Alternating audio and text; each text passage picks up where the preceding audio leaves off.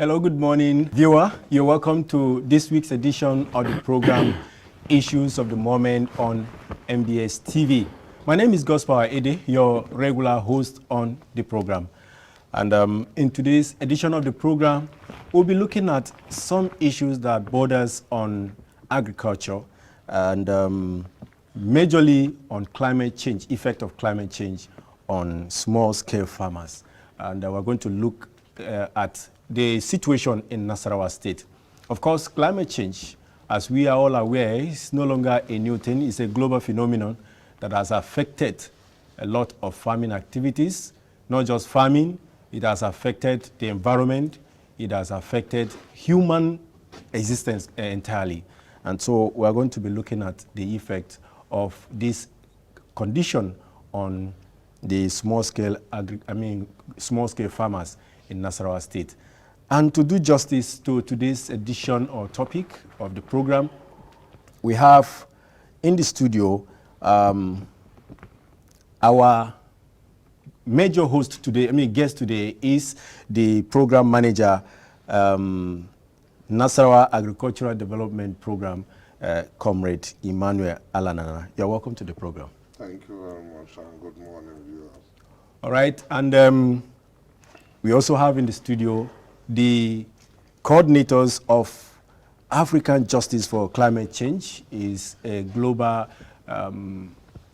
NGO that is running or working on issue of climate change, creating awareness and sensitizing people on how to mitigate the effect of climate change on the environment, agriculture, and what have you. And so we have two coordinators who are running the program in Nasarawa State in person of Mr. Ango Adamu. You're welcome to the program. Thank you very much. Ango Adamu is also the Executive Secretary, YMCA in Lafia here. And so also to join us in the discussion is Mr. Jonathan Joshua. He is the President of ASAPIN. You are welcome to the program. It's my pleasure. All right, like I said, the two of them are coordinating the project in Nasarawa State, and so it is on the account that Mr. or Comrade Alanana Emmanuel, who is the NADP program manager, is here to give us the perspective of NADP on what the organization is doing in mitigating the effect of climate change on small-scale farmers in Nasarawa State. So with this, we are set to go into our main discussion. But before we go into asking Mr. Alanana questions, I would like to ask Mr. Ango Adamu, who has been our regular guest here, to tell us a brief of what the organization is doing, and particularly in respect to the topic of today's discussion. So, Mr. Ango, can you kick the ball rolling? Okay. Thank you very much, viewers. We have been talking here for the past 2 months or 3 on the project African Activists for Climate Justice in Nasarawa State. Just like you rightly mentioned, you know, the main objective or the main goal of this project is to amplify the voices of those who are seeking, you know, for justice in terms of fairness to the effect of climate change on the people. We want a situation where women, youth, and everybody in the environment can live a decent life, a dignified life. And you will discover that those who are most affected as far as climate change is concerned are usually the women and the youths. So all the time we are bringing personalities to tell us what they are doing respectively as to how they are contributing to mitigating the effect of climate change. And that is why we are having the NADP program manager today to tell us their own perspective on how they are doing this in Nasarawa State. Exactly. Thank you so much. Let's also hear from Mr. Joshua Jonathan, one of our regular guests also on the program. So what can you say concerning this project? Well, to me, today, episode is a very special one to me as a smallholder farmer in Nigeria. Very well. And looking at the ADP, who is the front runner of other or small farmers in Nigeria, in Nasarawa State. Exactly. I think I'm pleased to be here. It's all, like Ango have mentioned, it's all about the small farmer in the village. How can he demand for justice? Well, his farm is flooded. His farm is not getting, is planted 2 times, 3 times, and nothing is forthcoming. And a lot of things are happening to him. How does he cry and who hears him? I think that is the point we are here. And that is all about the program. Because we want their voices to be heard. Exactly.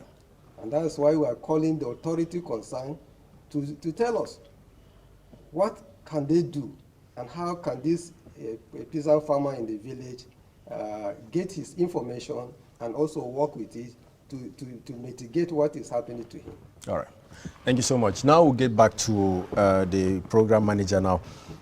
Like I did say in my preamble, climate change is a global phenomenon and it is no longer new. But the effect has always been on the people, especially farmers and the environment entirely. So we want to know how is NADP responding to issues of climate change on behalf of farmers who are receiving the shocks in rural communities, especially our smallholders farmers. Well, thank you very much. And once again, good morning, viewers. It's another privilege and opportunity to be here to speak to our smallholder farmers. Well, just as you mentioned, the issue of climate change is no longer news in the state or in the country or in the world. But today, we are talking about the effect. And when you talk about effect, one of the major areas that one's attention will run to is agriculture. Exactly. Because agriculture deals specifically with the environment, the climate. So how does it happen? And who are the receiving end? So those that are the receiving end are our smallholder farmers. As an agency or organization, we are responsible to our farmers. And this responsibility are in different ways. Either the positive side of it or the negative side of it. Whichever way it comes, it is our responsibility to alert our target audience. And our role, as you said, is basically on our extension delivery system. Whatever technology, whatever news that is out, whatever danger that is about happening, ours is to look at it and run quickly to these farmers and alert them and tell them the ways at which they will run away from what is about coming to them. So climate change is one of those issues that when it happened or came on board, everywhere, everybody was affected. Our attention went back quickly to this grassroots. Because even if you are feeling the weather, you need to eat. So if the food is not there, you have double problem. Exactly. Either health-wise or lack of food. And when the lack is there, no matter how sick you are, no matter the drugs that is being given to you, if the stomach is empty, it won't work. Exactly. So ours was to alert our farmers that we are facing or going to face so problem. And this is how to go about it. For instance, if you are used to farming in areas that are, let me say, water runways or riverine areas, even though you are used to, from time to time, the effect of flood or the occurrences of flood. Exactly. With what is about happening now, you must prepare the more and give yourself some little gap. Well, for those of you that have been experiencing maybe rains for 4 to 5 months or 3 to 4 months, with this phenomenon, maybe that will not happen. So maybe the crops you are used to planting, that you used to enjoy the pleasure of this rain for this number of months, you might not see it again. Okay. So what do we do? Is only to look for another alternative, Okay. to be able to block what is about happening. So these are the awareness that we went through these smallholder farmers to guide them and to bring their attention to what is about happening. Let me give you a quick, simple example of what happened this year. The issue of rain. Yeah, droughts. A lot of rice farmers in our way, local government in particular, they lost a lot of rice. Wow. Some people planted 3 times, no rain. Some people said, I'm not going into it again. Some people will see rain in Lafayette and will be happy that it's happening in their farm. In a way, after the rains, they will call. They will say, no single drop. So we said, no, but we've prepared your mind. It's an issue of now give and take. If you are not patient, for the signal of the early rains, you rush into it, you might be lucky. You might not be lucky.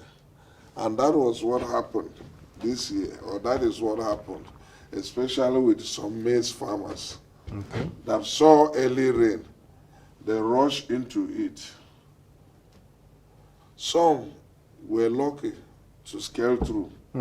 Some, including myself that I'm speaking to you, I lost a lot of maize in my farm just because of this effect.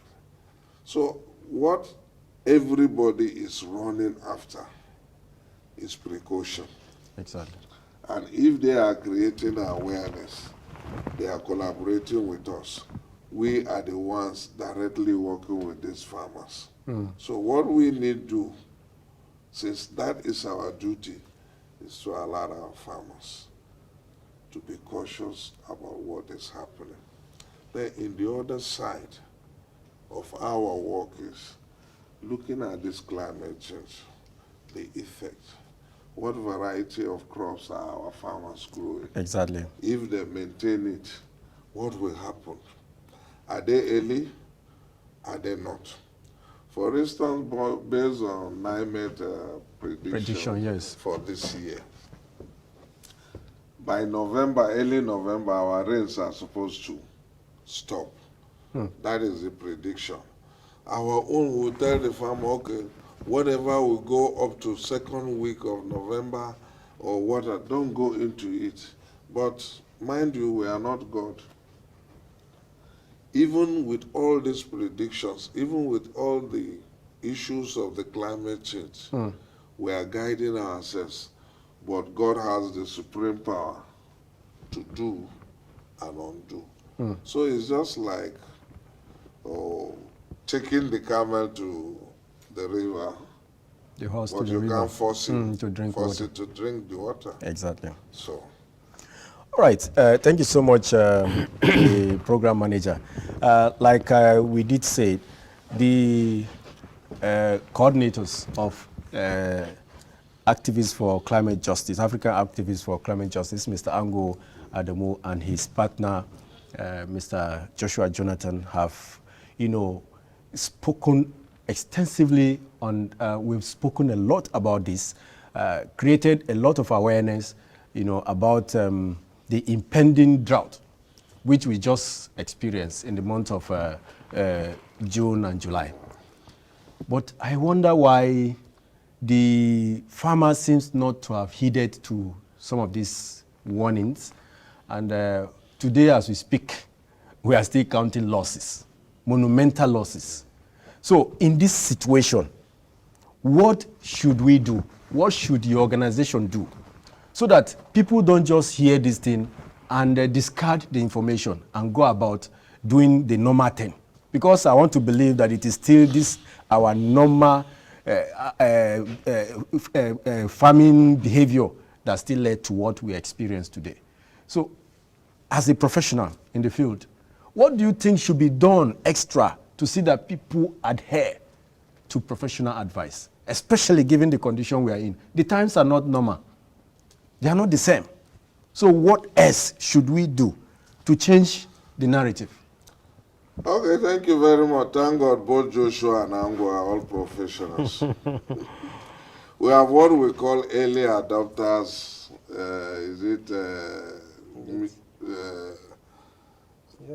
Medium adopters, and we have late adopters, we have laggards. Okay. My brother, if it is farmers, you can only do your best. And the best you are doing, there are those that will appreciate it and adapt it early and accept it early. But there are those groups of what we call laggards. The people who have the mind, forget about them. What will happen? Until we see what those people that feel, that message is correct, before we can think of even going into it. So in areas and situations like this, if I tell you that you go out for awareness or you make whatever, everybody will accept at the same time, I may be telling you lies. It's not possible. But gradually people will begin to understand. Like for these people that were affected, maybe amongst them there are those who feel, forget about them. Are they God? Nothing will happen. Now that it has happened, it's affected. You say, there is sense in what these people are saying. So those of us that are feeling we shouldn't listen to them, let's go come close to them and then hear more of what they are saying. Despite their effort in awareness creation, we also have been involved in a lot of capacity building of our farmers on the issue of climate change. Not only the crop farmers, including the herders, the livestock farmers, we have done a lot of capacity building. But just as I said, we are trying at our own level and perspective to make sure that things work the way we want it. But yet, we are on it. Some have agreed, some have believed there is what we call climate change, and they have started seeing the effect. If not in their personal farm, in their brother's farm, or in their neighbor's farm, Exactly. or in the next community dearest to them.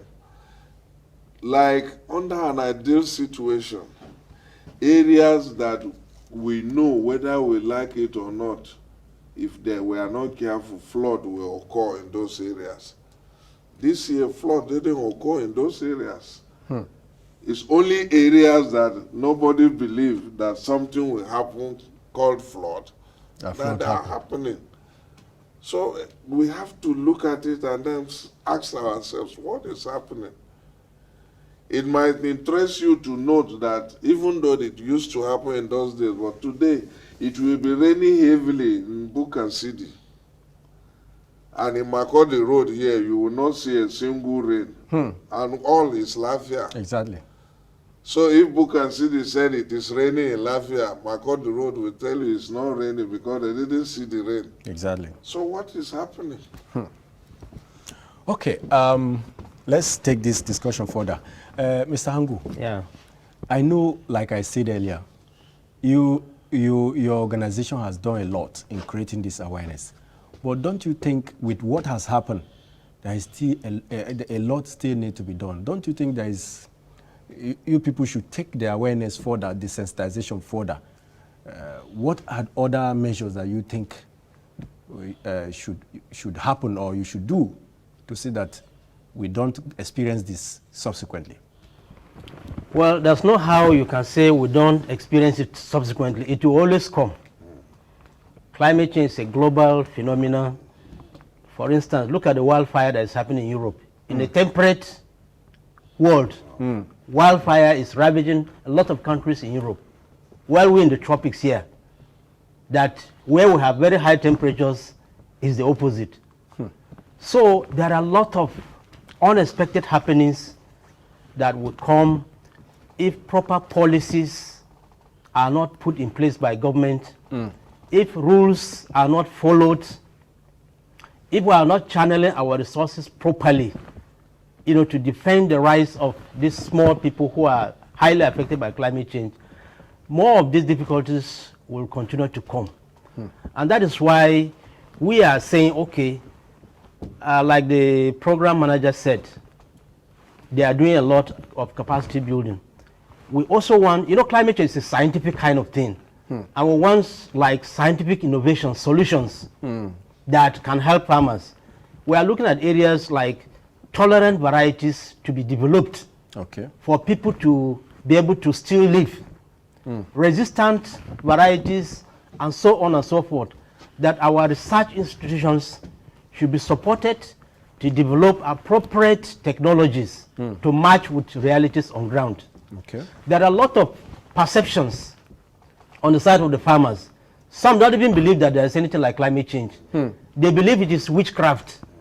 They believe it is, some people are holding the rain so that for whatever reasons. So how do we bridge this gap? If this gap are not bridged in terms of getting scientific knowledge, information for us to give, we will not be able to meet up. We will wake up one day and discover there is no food. So the program manager, Nasarawa Agricultural Development Program, who are charged with the sole responsibility of developing agriculture in the state, and that is why I want to hear from him. They are doing a lot, but then we want, if we are looking for tolerant varieties of seed, where do we get? If we are looking for seedlings to plant, where do we get? Improved livestock breeds, where do we get? So that we can link our farmers to those sources. I think it's how to work together as way of making solutions. And lastly, we also want to see local solutions. What are local mitigating strategies farmers are doing themselves? How are they coping with these changes? How do they manipulate and still survive? So that we document these learnings and then share it with other communities who have no idea. This is where the direction we are after, and this is where the climate African activists for climate justice is heading, so that we can still be relevant by way of providing information and help people to live decent lives. Exactly. All right. Mr. Hongo just asked two of my questions that I'm waiting to ask you. Understand? So maybe in the course of answering his questions, he has equally asked my questions. So maybe before I get back to Joshua Jonathan, because there is a particular question that I would have loved him to answer. But since Ango has asked, I want you to answer. Issue of early maturing and drought-resistant and tolerant varieties. Thank you very much. Yeah. Of recent, and even as I speak to you, they are right on my table, so that we don't look at it as if. Wow. Okay. The Research Institute, based on the effect of this climate change and based on so many meetings that we have called for, a lot of issues concerning drought-resistant variety or whatever, early maturing varieties, or we've come.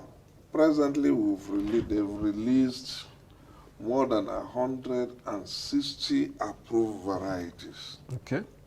They are now on my table. What we are trying to do, because the state, based on our own structure, we've divided the state into 3 zones. We are trying to look at it among these varieties and among these 3 crops or livestock. You see, I said it somewhere that anytime we come to talk about the agricultural sector, the livestock subsector is always at the receiving end. Okay. Maybe we don't give much attention to it. Our major concern is the Crops. subsector because of we want to get it quick and make sure our stomach It's taken care of. well taken care of.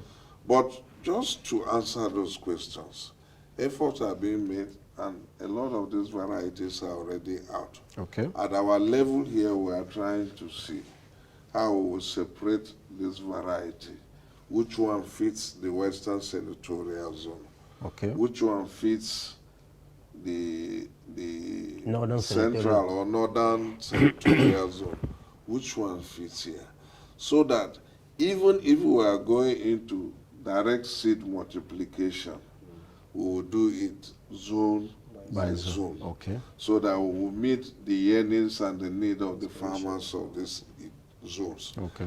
Even if we are bringing these seeds from the research institute, we will bring them according to these zones and then make them available in each of the zones. Okay. So that we don't mix this thing. At the end of this person takes the wrong one to his zone. But again, what we need to understand again, even where you are feeling because of, just as I said earlier, that this will happen, coincidentally, it might not.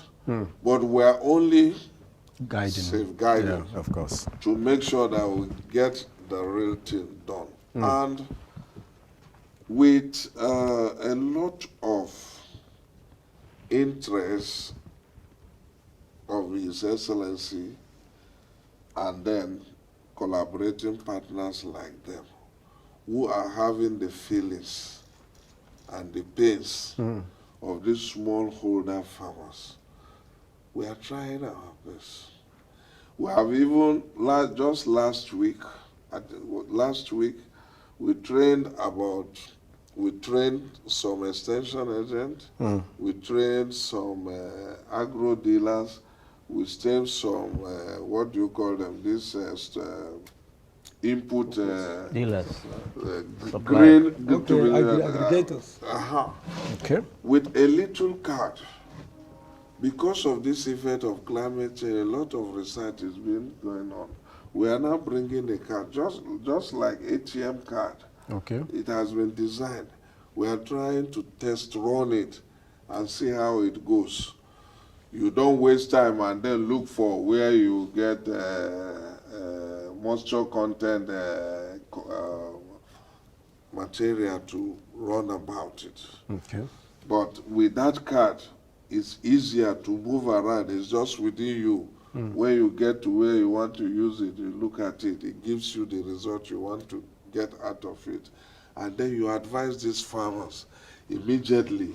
Not an issue that you go and look for raw material, you bring it to the office or the research, what do you call, the lab. Okay. Until you get the result, then you are running back to give them. No, this one, we are trying, all these innovations are being carried out because of the effect of climate change. The federal government is also making efforts. Issue of soil testing.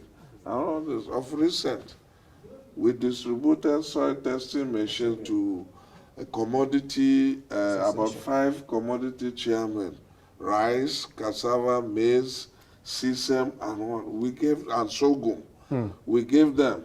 All this effort that we are trying to do is to bring most of these things closer to the doorstep of the smallholder farmers who cannot afford a lot of this technological equipment.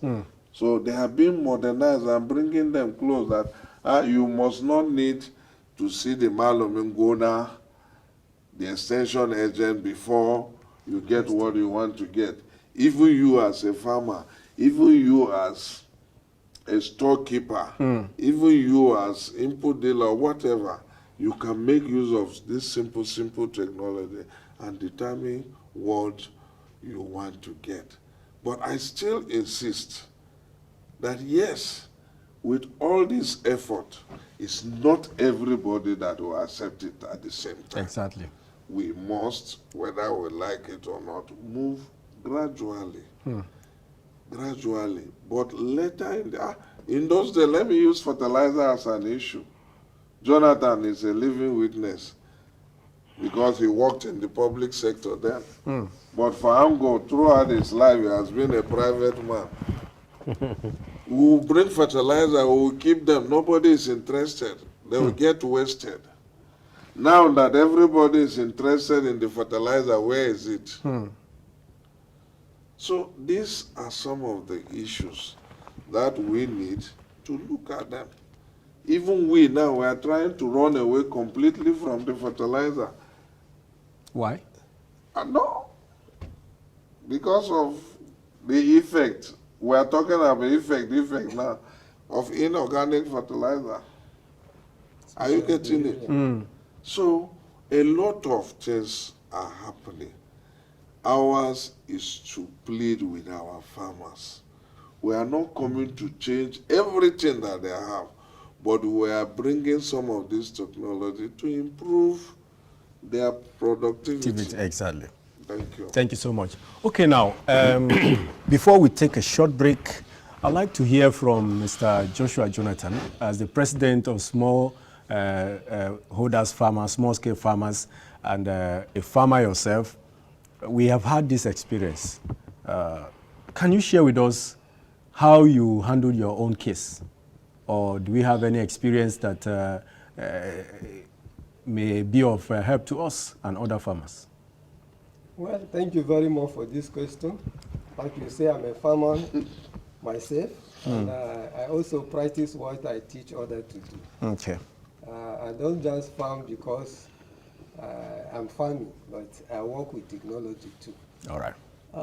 Like the PM say, most of the thing that is making farmers to fail is because most of them, let me say, their capacity is not built very well to detect and to respond quickly to climate changes. All right. Because, like you say, we mentioned it here. You remember I mentioned it in this program here, that our way is going to be affected by severe dry spell. Even before it occurs, I mentioned it here because based on the NAMEC prediction for this year, exactly. I looked at the prediction and I said our way is going to be affected. And when it was happening, people will not believe it. Like you say, many farmers are thinking it's a usual thing. When it comes, it comes. Why must farmer plant 3 times? It's because you are not aware that this thing can still happen. You don't know the time life that the period that this dry spell is going to collapse, to end. And so you just plant anyhow. If you see rain happening somewhere, you plant with expectation. It means we are not working with knowledge gain. I would like to advise farmers to work with the knowledge they are gaining, so that they can prepare themselves for shock ahead. All right. You know, if you have heard this message before, when this thing is happening, your mind will be unstable. Okay. But if you are not very fully aware that things like this can happen, you can have a very serious shock. And many people, it could lead to death. Because people who planted severally and nothing is forthcoming from that end, you see the situation, very pathetic. Very well. So as a farmer, I know that experience have shown that when you get knowledge, information on anything concerning agriculture, which is the most vulnerable to climate change. Other sectors are getting it, their own impact, but agriculture is more impacted. And so we must relay well to people who have this education so that we can gain experience from them and work based on the experience. I know I'm going to talk also about the technology driven now, how the government can also come in to support these smallholder farmers in order to make them what? Sustainable as in their agricultural business. Yeah. Most of the thing that is happening now, what we have experienced this year, the only thing that can go for to bring more food to our table is irrigation. Okay. And the only thing that can happen well to us as a state or as a nation is to develop more irrigation schemes. We must not, about 80% of the farmers in Nigeria are relying on rainfall. And now the dwindling rainy season we are experiencing is causing a lot of havoc to food. Exactly. In fact, the whole world food is treated by climate change already. And the experience is that in Nigeria today, you will discover that even in Plateau here, desertification is already encroaching very fastly. And Nasarawa is very close to Plateau. To Plateau, yes. It says that we are losing our soil, our land, about 3 to 3.5% in a yearly basis, which is equivalent to about 1 kilometer that you are losing to desertification. Wow. So if we are losing that, it means that land, that 1 kilometer around, you know, already you are losing food around that environment. So we must take this issue very serious. We must respond to this. And we want the government to also come in to take over responsibility. Exactly. So that they can encourage the smallholder farmer to produce, to keep on producing, because their livelihood is already being affected. Exactly. In fact, generating the information, let me tell you, even with the new food system we are trying to adapt, the variety we are developing, the previous variety, which is longer grain, which stay longer in the field, yes, they produce more yield. Okay. Even with the smart agricultural system that we're trying to adopt, it's just to get something to fill the gap. All right. So if we know that we already lose yield potential somewhere due to variety differences, yes, we need to work hard. Exactly. As Double a nation, up. as a state, in order to meet up our food demand. It's all right. Thank you so much, Mr. Jonathan, for that perspective. Viewer, in case you're just joining us, the program is Issues of the Moment on MBS TV. And I have the likes of Comrade Emmanuel Alanana, the Program Manager, NADP, in the studio, Mr. Ango Adamu, the Executive Secretary, YMCA, who is coordinating African Activists for Climate Justice, is also in the studio, and Mr. Joshua Jonathan, the National President, ASAPIN. Well, we'll take this short break, after which we'll come back and we'll continue with our conversation and also open our phone line for those who want to contribute on the program. We'll be right back.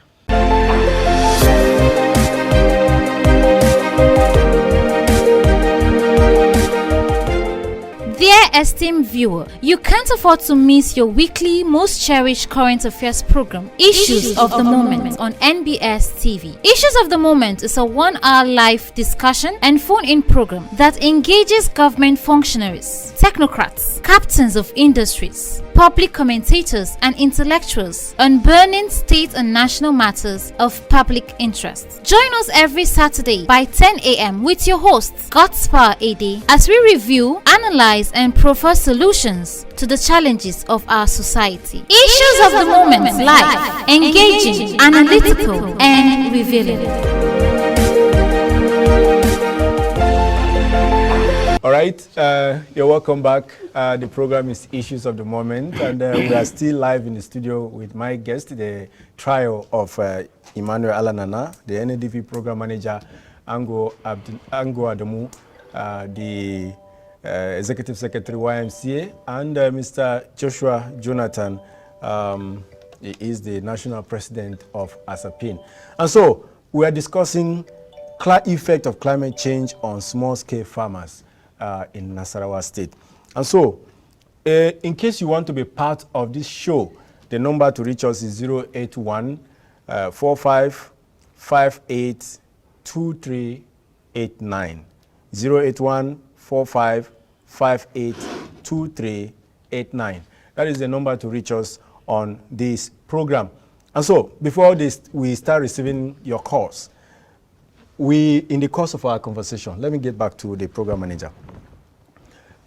You were suggesting people, farmers should be able to adhere to NIMET prediction on when to plant, while Mr. Joshua Jonathan talks about irrigation.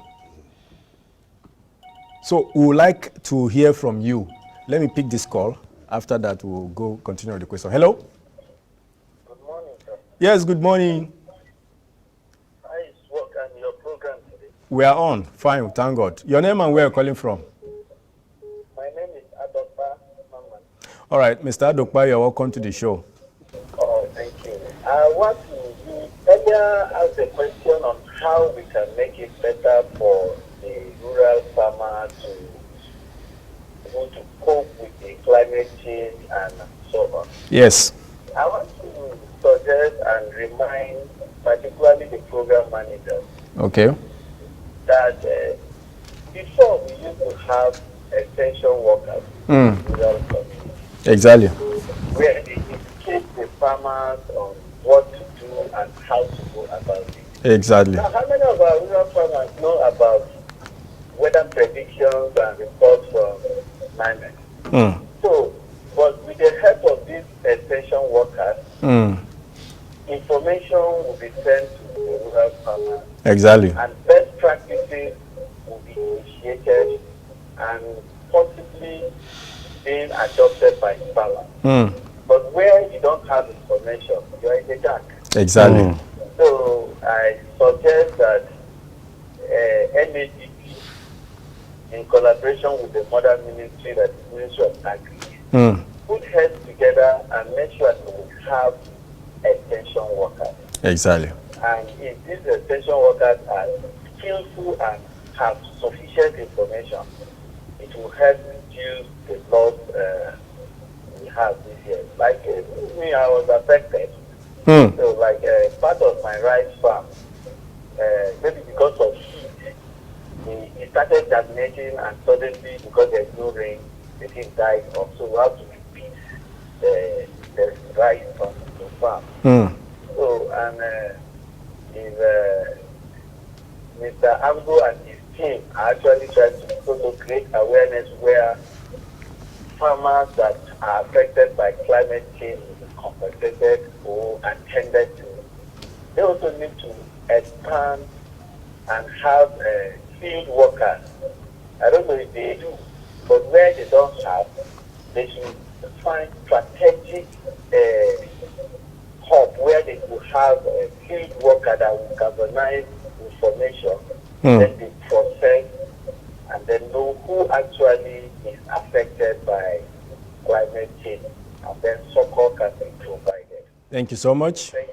Thank you. Thank you so much, Mr. Adokpa, for that wonderful contribution on the program. I think Adokpa spoke like an expert here too. He is an expert, of course, really. he's he went through the experience. He's a victim, and so That's very good. yeah, he just shared his experience, and he also offered his own bit of advice. So, is there any? Okay, let's pick this caller first. Okay, go ahead, sir. You see, just like Adokpa said, on the issue of extension agents. Well, I have said it severally. Yes. That with this present setup of Nasarawa State, and at the level which the let's pick this second caller. Hello. Good morning. Yes. Good morning. Your name and where you're calling from? My name is Baba Kunza from Ajero. Okay, Baba Akunza from Ajero. Can you just tune down the volume of your television set? Yes, my name is Baba Kunza from Ajero. All right, go ahead. Just go ahead quickly. My regard to the followers. Yeah, thank you so much. We don't really have much time. Just go straight to your point. We have had you. I will learn much about you. Yeah. Please, I wanted to see something. Hello? Hello? All right, we've lost that caller. Hello? Hello? Hello, good morning. Hello? All right. Hello? Okay. We seem to be having issue with this line, and the time is not really there. So what I was trying to say, with that the state, our state presently, if we say we should follow the standard of one extension agent to 800 farmers and at most to 1,000 farmers, we don't need less than 1,700 extension agents. For every nook and crannies of this state, for every involvement of every community to have an extension agent where a farmer will wake up overnight, early in the morning, and get across the extension agent to get information. We don't have that enough. What we have in the whole of NADP now, I think we have about just 281. So the effectiveness of what is being expected of us cannot be seen. So now, in this regard, Yes. it is what is your call now? My What do you call want? is for government to allow us to employ more extension Exactly. agents. Yeah. Exactly. Just like Adokwa is saying. So if we are allowed to employ more extension agents, I can assure you that we will put more effort, more than what we are experiencing today. Exactly. Because one extension agent is working with about 12 to 15,000 farmers. Ah, no. How do you... the Grossly effectiveness is not inadequate. there. Grossly On the issue of Jonathan's irrigation, yes, of course. That is another way that we can reduce, let me not say completely wipe out, but we can reduce. We grew, all of us grew up in our villages. We made some streams where we used to go and play in these streams. Are they existing up till now? No. All right, sorry, we cannot go further because of our time. Agreed, the idea of irrigation should be the solution to what we are experiencing. Yes. And so maybe if we have more time, another time we'll continue from there. Well, maybe finally, Ango, in just few seconds, can you just summarize? Well, in the course of our discussion, Mr. Adokwa said whether we have staff on ground. Actually, we have just very limited number of staff that can do this work. But what we are doing in this project, what we want to promote, is we are going to be placing information boards in about 50 communities in Nasarawa State. Okay. Where NIMET information will be placed for people who can read. All right. Because we don't have capacity to employ staff. If the government cannot, how talk less of we, a tiny NGO. We are just doing our best to come to the media where we can reach, but we'll be placing information for people to be able to read. All right. NIMET. We all have issues with personnel and manpower here. Okay, finally. Well, I think farmers should also learn to take issue and hold it to themselves. All right. And learn more using the capacity they have been built on and trade on it for their businesses. All right. I think government, on the government side, I will still encourage that with the demand for the NADP, we need extension services. If Exactly. information is powerful, if we cannot give this information out, all our cry will not reach anywhere. Exactly. So the government should do the needful by engaging more extension workers. We plead with the governor to do that so that our farmers can be out of this mess we are facing. Thank you so much. Viewer, this is how far we go on this edition of the program, Issues of the Moment. I sincerely appreciate my guest here in the studio, my principal guest in the studio, Mr. Emmanuel Alanana, Program Manager NADP. Yes. You are welcome once again. Thank you so too. very much. Mr. Ango Adamu of YMCA and Thank you. Jonathan Joshua of Asapin. We sincerely appreciate you for this awareness we've created today. Well, that is it. I believe our farmers, our listeners, our viewers have heard, and we'll go ahead to do what is needful and make sure we align ourselves with all the instructions on ground. I believe we'll have a better farming season. My name is Gospel Ede. See you again next week with another edition. Thanks. Bye.